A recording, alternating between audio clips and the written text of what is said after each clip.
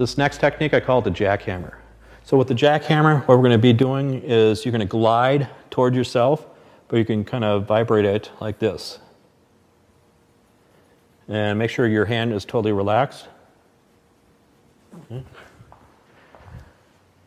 it kind of looks funny, but the thing is the client's not seeing it, so there you go.